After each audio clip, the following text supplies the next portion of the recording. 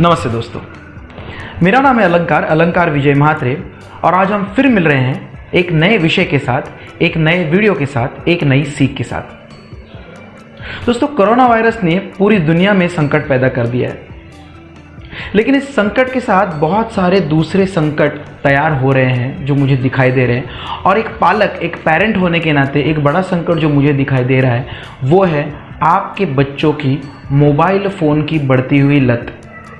और स्पेशली इस माहौल में जहाँ पे लॉकडाउन है, हम हमारे बच्चों को चुप कराने के लिए, शांत कराने के लिए बड़ी आसानी से मोबाइल फ़ोन दे रहे हैं और उनको दिन भर चुप करा रहे हैं। पहली चीज़ तो सल्यूट उन बच्चों को जिनको बाहर खेलने की, कूदने की, मज़े करने की आदत है। वो एक ही घर में, छोटे से रूम में कन्फाइंड हो गए हैं और अपने आप को एंटरटेन रख रहे हैं। लेकिन उनको बिजी रखने के या एंगेज रखने के चक्कर में अगर हम उनका स्क्रीन टाइम बढ़ा रहे हैं या मोबाइल फ़ोन का टाइम बढ़ा रहे हैं, तो हम इस संकट के साथ निपटते निपटते एक दूसरे संकट को न्योता दे रहे हैं।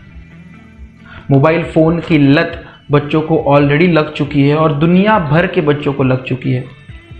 मैं पिछली बार न्यूज़ देख रहा था तो मुझे पता चला कि चाइना, जो दुनिया का सबसे ज़्यादा इंटरनेट यूज़ करने वाला देश है, वहाँ के बच्चों को तो इतनी लत लग चुकी है कि वो जब मोबाइल फ़ोन पे गेम्स खेल रहे हैं तब वो डायपर लगा के बैठ रहे हैं। डायपर लगा के इसलिए कि उनको मोबाइल फ़ोन को छोड़ना ना पड़े टॉयलेट जाने के लिए भी। ये विकृति है दोस्तों, और हम नहीं चाहते कि ये विकृति हमारे देश में भी, हमारे बच्चों में भी फैले।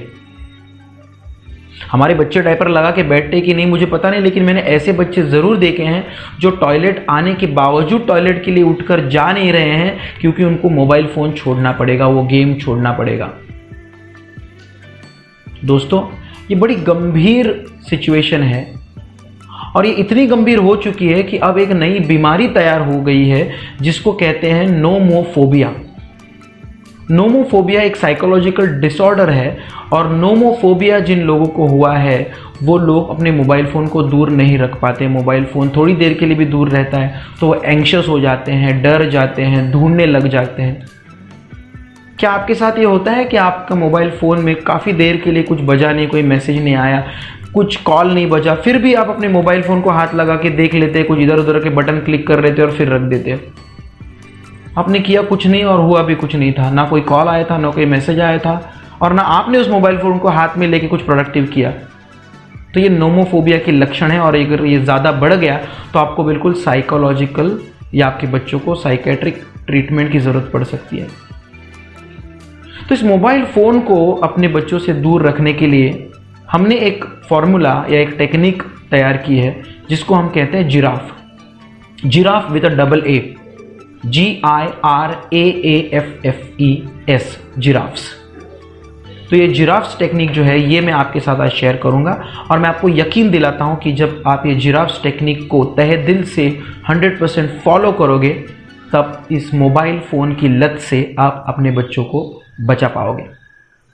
तो क्या है ये जिराफ्स टेक्निक? चलिए जानते हैं इस वीडियो में।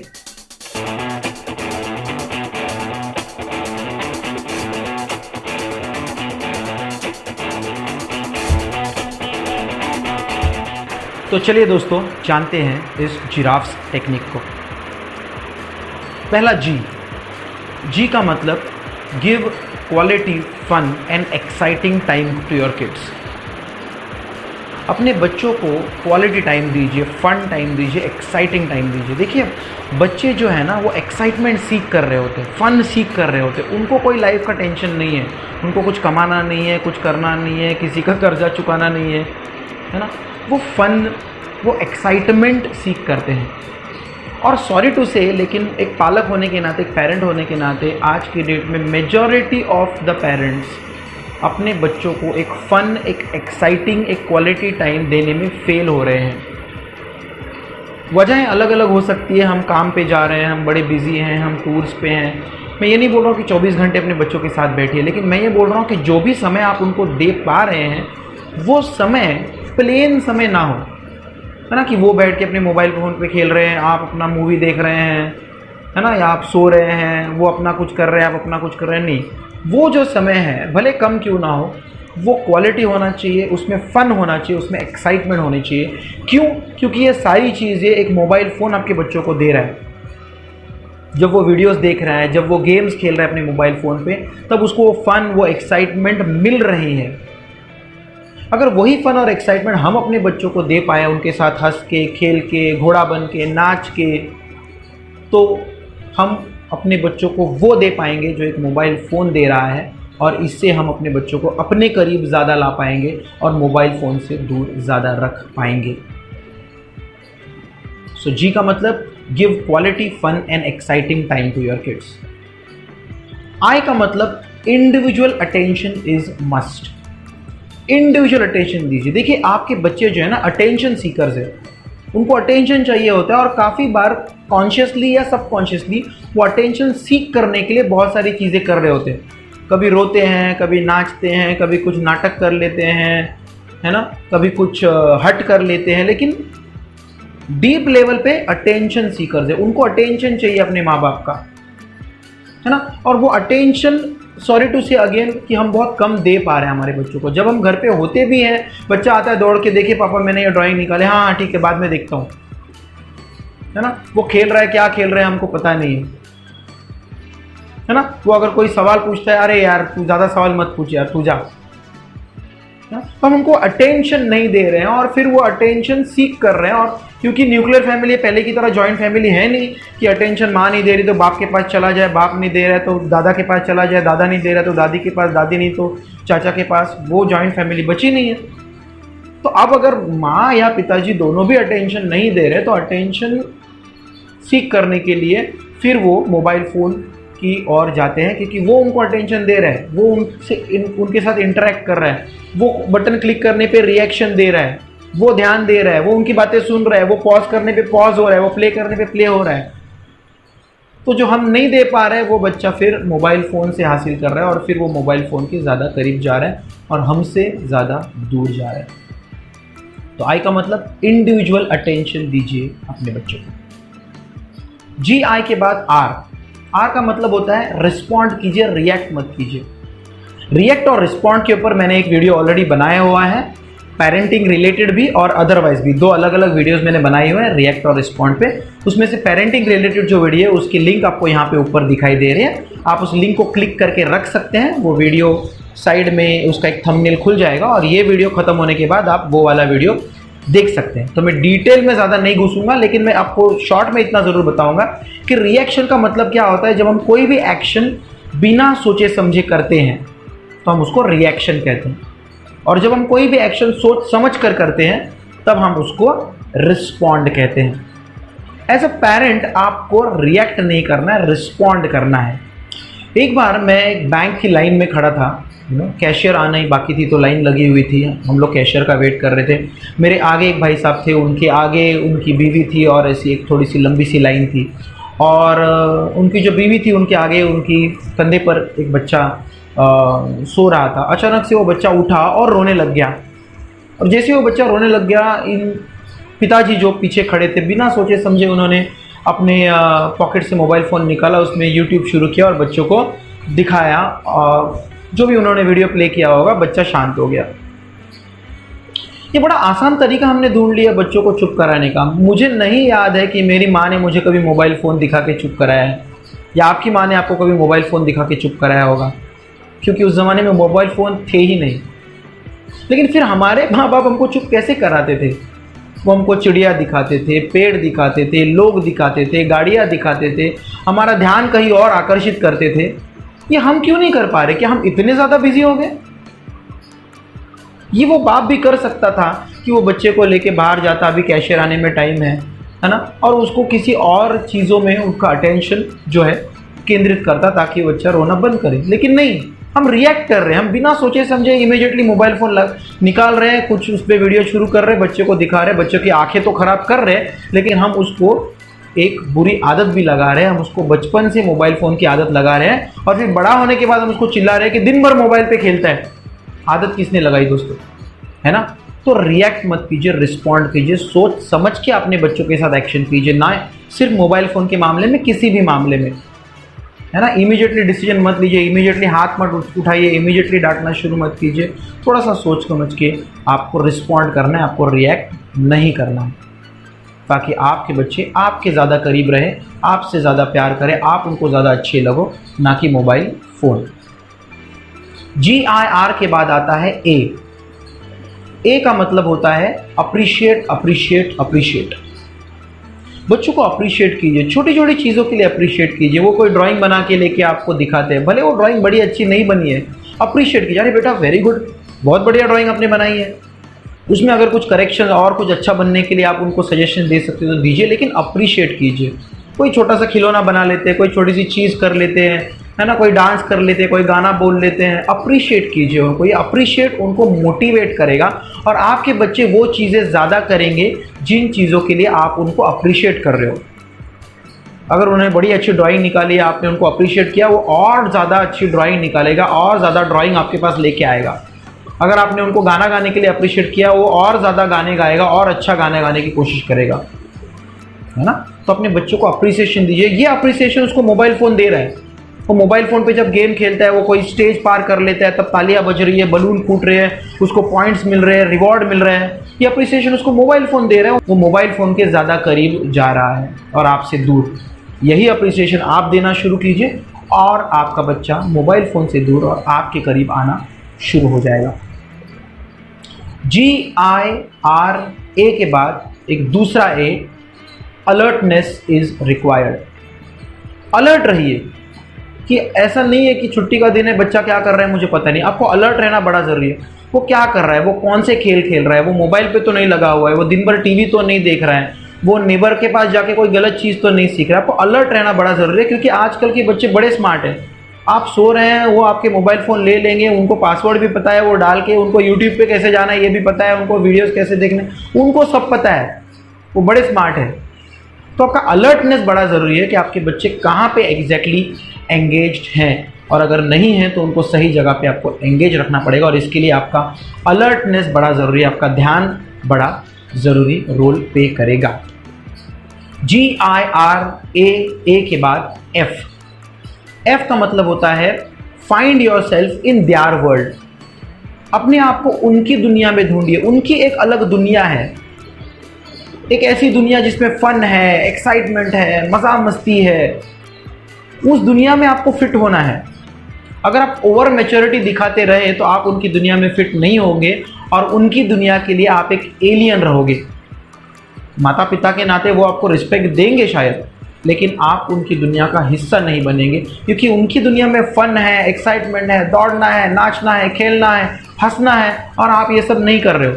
आप हमेशा गंभीर हो। वो कुछ पूछता है तो आप दूर हटा देते हो। वो घोड़ा घोड़ा खेलना चाहता है, आप थके हुए हो। वो आपसे कुछ सवाल जवाब करना चाहता है, आपके पास समय नहीं है। तो ये मत कीजिए, उनकी दुनिया में शामिल हो जाइए। Find your self in their world.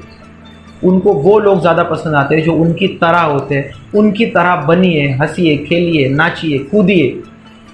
तब आपके बच्चे आपके मोबाइल फ़ोन से दूर रहेंगे और आपसे ज़्यादा करीब रहेंगे, क्योंकि वो सारा फन, एक्साइटमेंट आप उनको दे रहे हैं जो एक मोबाइल फ़ोन दे रहा है। तो मोबाइल फ़ोन को अपनी दुनिया से वो दूर रखेंगे और आपको उनकी दुनिया में शामिल करेंगे। GIRAF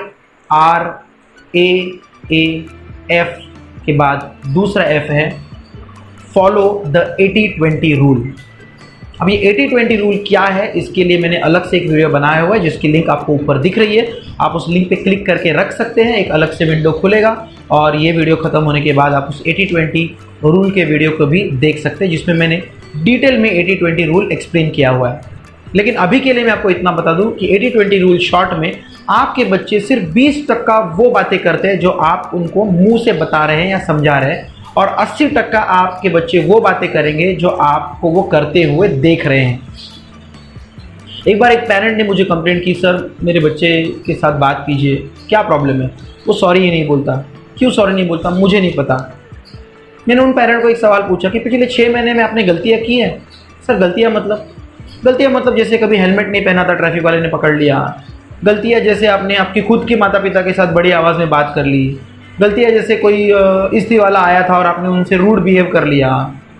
तो हाँ सर, इंसान है तो गलतियाँ तो होती है। तो मैंने पूछा पिछले 6 महीने में अंदाज़न कितनी गलतियाँ आपने की होंगी, ऐसी छोटी मोटी भी। अरे सर अभी इतना तो याद नहीं है। फिर भी सर की होंगी 10-12।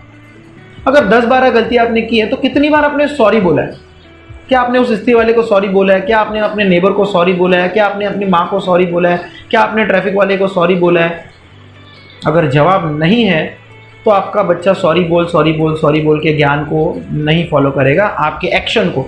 अगर उसने आपको सॉरी बोलते हुए एक नहीं 100 बार देखा है तो वो खुद सॉरी बोलना सीख जाएगा। उसी तरह अगर आपके बच्चे ने आपको मोबाइल फ़ोन पे खेलते हुए देखा है तो वो भी मोबाइल फ़ोन पे खेलना सीखेगा। तो आपको आपके बच्चे को मोबाइल फ़ोन की लत से दूर रखने के लिए आपको एक नहीं 100 बार उसको ये दिखाना पड़ेगा कि भैया देख, मैं कैसे मोबाइल फ़ोन का ज़्यादा इस्तेमाल नहीं करता हूँ, मैं कैसे मोबाइल फ़ोन को दूर रख रहा हूँ। अगर ये आप अपने एक्शन में उसको दिखाएं एक नहीं 100 बार तो आपका बच्चा आपके एक्शन को फॉलो करेगा। आप चाहते हैं आपका बच्चा ईमानदार बने तो आपको खुद ईमानदारी एक नहीं 100 बार उसको दिखानी पड़ेगी।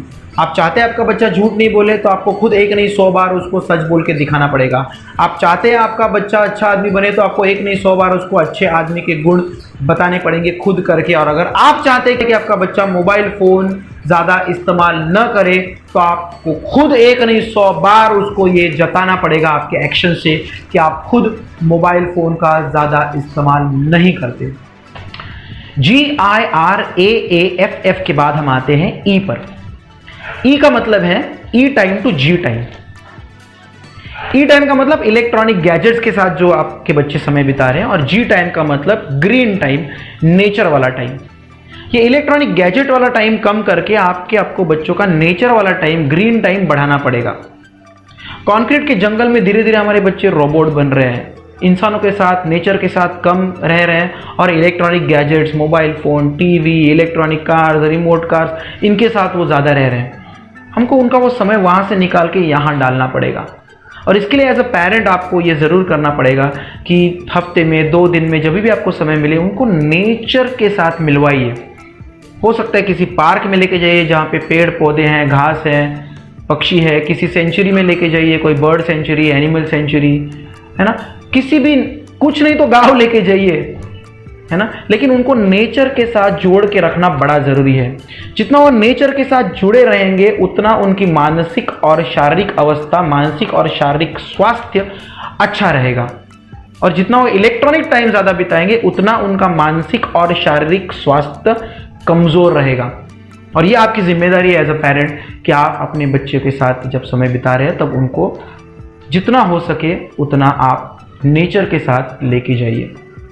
पार्क, बाग, बगीचे, नेशनल पार्क्स, रानी की बाग, गांव, कुछ नहीं तो आपने अपने घर में गमले लगाए हुए हैं, वहाँ पे अपने बच्चों को लेके बैठिए, उसको दिखाइए कैसे कली का फूल हो रहा है, कैसे ये बटरफ्लाई आके यहाँ पे अंडे डाल के जा रहा है, कैसे ये 2 दिन पहले इस मिट्टी से कुछ नहीं निकला था लेकिन अब छोटे छोटे पत्ते दिख रहे निकलते हुए। उसको नेचर के साथ का समय उसका बढ़ाइए। इससे बच्चा नेचर के ज़्यादा करीब जाएगा, उसका मानसिक शारीरिक स्वास्थ्य अच्छा रहेगा और इलेक्ट्रॉनिक गैजेट से, मोबाइल फ़ोन से दूर रहेगा। आखिर में एस, जिराफ्स का आखिरी फुल फॉर्म एस।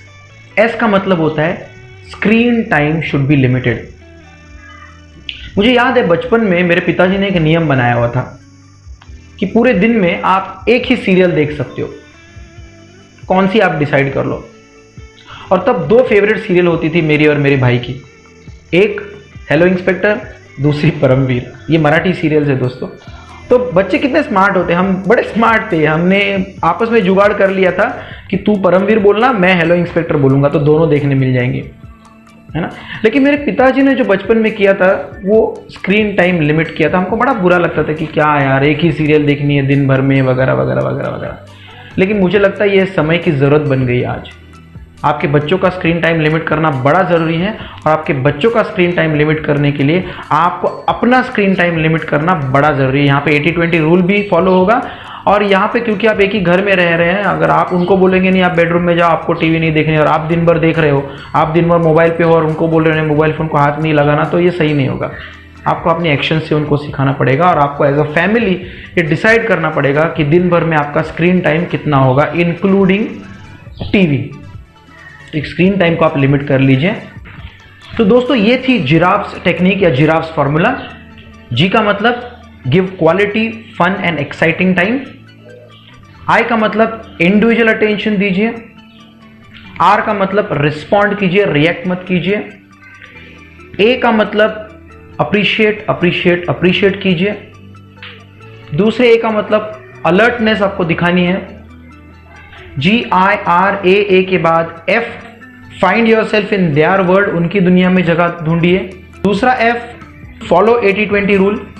E का मतलब E time to G time में जाइए, इलेक्ट्रॉनिक टाइम से लेके ग्रीन टाइम या नेचर के टाइम में ज़्यादा लेके जाइए अपने बच्चों को। और S का मतलब स्क्रीन टाइम को लिमिट कीजिए, पूरी फैमिली मिल के इसको डिसाइड कीजिए। तो मुझे आशा है ये जिराफ्स टेक्निक आपको पसंद आई होगी और मुझे पूरा यकीन है कि जब आप इस जिराफ्स टेक्निक का इस्तेमाल ठीक से करोगे तब ये आपके बच्चों को नोमोफोबिया से या मोबाइल की लत से दूर रखेगा और उनके शारीरिक और मानसिक स्वास्थ्य को भी ठीक रखेगा। जाते जाते एक छोटे से सवाल का जवाब देके जाऊंगा। काफ़ी सारे पेरेंट्स मुझे पूछते हैं कि सर मोबाइल फ़ोन कितनी उम्र तक बच्चों को नहीं देना चाहिए। तो अगर आपका ये सवाल है, ये बड़ा चैलेंजिंग हो गया आज की डेट में क्योंकि मोबाइल अपनी ज़िंदगी का एक हिस्सा बन गया है। लेकिन अगर आपका ये सवाल है तो उसका जवाब मैं बड़ा ब्लंटली देना चाहूँगा। एक अंदाज़न 7वीं 8वीं की कक्षा तक आपको आपके बच्चों को मोबाइल फ़ोन से इंट्रोड्यूस नहीं कराना है। हाँ, आप ये मुझे कह सकते हैं कि सर बच्चों के प्रोजेक्ट्स होते हैं, स्कूल के प्रोजेक्ट्स के लिए, पढ़ाई लिखाई के लिए मोबाइल फ़ोन का इस्तेमाल होता है, तो आप वहाँ पे पेरेंटल गाइडेंस दीजिए, आप खुद उनको मदद कीजिए, उनको आदत मत लगाइए मोबाइल फ़ोन की, है ना। और अगर ज़्यादा ज़रूरी है तो फिर आप स्क्रीन टाइम उनका लिमिट कर दीजिए। जाते जाते एक छोटी सी चीज़ बता के जाना चाहूँगा, शायद आप ये सुनकर चौंक जाओ, लेकिन दुनिया में जितने भी मोबाइल फ़ोन्स बनते हैं उसमें सबसे ज़्यादा स्मार्ट और सबसे ज़्यादा अच्छे माने जाते हैं एप्पल फ़ोन्स। एप्पल के जो स्टीव जॉब्स हैं उनको एक बार पूछा गया था कि सर आपने आईपैड बनाया है, बड़ी अच्छी चीज़ है, बड़ा लोगों को मदद करने वाला है, आपके बच्चे तो बड़े खुश होंगे। तब स्टीव जॉब का ये जवाब था कि नहीं, मैं अपने बच्चों को ये इलेक्ट्रॉनिक गैजेट्स नहीं देता हूँ। लोग बड़े सरप्राइज हुए ये सुन के कि स्टीव जॉब जो खुद Apple mobile phone, Apple iPads बना रहा है, अपने बच्चों को इससे दूर रख रहा है। इसके आगे जवाब में स्टीव जॉब्स ने ये कहा कि मैं अपने बच्चों को इन गैजेट से दूर इसलिए रख रहा हूँ क्योंकि वो बच्चों के लिए बहुत ज़्यादा डेंजरस है। उन्होंने डेंजरस इस शब्द का इस्तेमाल किया। तो जिन्होंने खुद मोबाइल फ़ोन बनाए हुए हैं वो खुद अपने बच्चों को इससे दूर रख रहे हैं, तो आपको तो दूर रखना लाजमी है, क्योंकि जिसने वो चीज़ बनाई है वो अपनी वस्तु के बारे में, अपने प्रोडक्शन के बारे में, अपने इन्वेंशन के बारे में एटलीस्ट हमसे ज़्यादा अच्छा तो जानता ही है। तो प्लीज़ अपने बच्चों को मोबाइल फ़ोन से दूर रखिए और उनके शारीरिक और मानसिक स्वास्थ्य को बढ़ाने के लिए प्रयत्न कीजिए, क्योंकि एक पालक होने के नाते, एक पेरेंट होने के नाते ये आपकी जिम्मेदारी है। मुझे सुनने के लिए बहुत बहुत शुक्रिया। खुश रहिए।